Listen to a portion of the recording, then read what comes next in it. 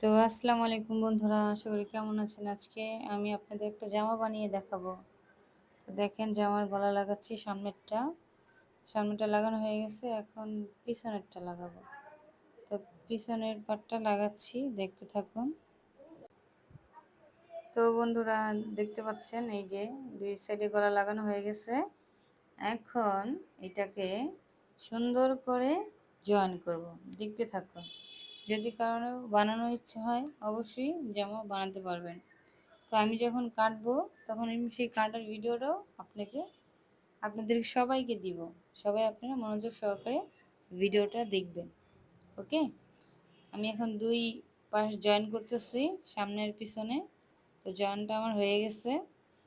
তো দেখেন পুরোপুরিভাবে জয়েনটা আমার হয়ে গেছে। এখন আমি সাইডটা সেলাই করতেছি। তো আপনারা যার যার মাপ অনুসারে আপনারা মাপ দিয়ে নেবেন, আপনাদের বডি অনুসারে মাপ দিয়ে তারপরে আপনারা সেলাবেন। এই যে আমার হয়ে গেছে, এখন আমি সাইডটা সেলাই করতেছি ভেঙে।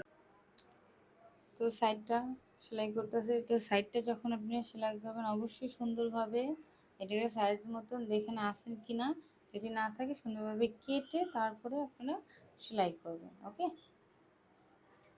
দেখেন তো হয়ে গেছে। এখন এটা আমি টপসিন দিচ্ছি, যে একটা 160 টপসিন থাকে সেটা আমি দিচ্ছি। তো দেখেন সেই টপসিনটা আমার এখনই হয়ে যাবে। দেখতে থাকুন আপনারা।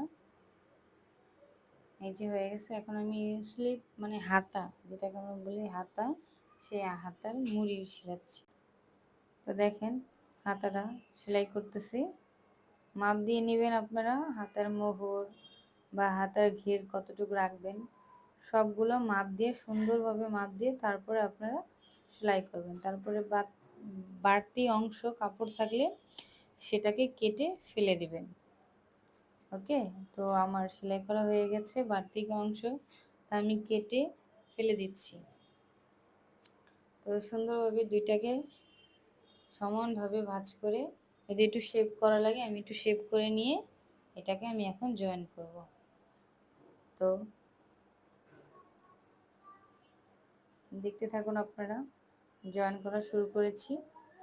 তো জয়েন আমার হয়ে গেছে, জামা আমার কমপ্লিট। এই যে দেখুন জামাটা পুরোটাই কমপ্লিট, হাতা লাগানো কমপ্লিট হয়ে গেছে সুন্দরভাবে। দেখতে পাচ্ছেন আপনারা, জামাটা আমি সুন্দরভাবে আপনাদের দেখিয়ে দিলাম। যদি কারো যদি ভালো লাগে তাহলে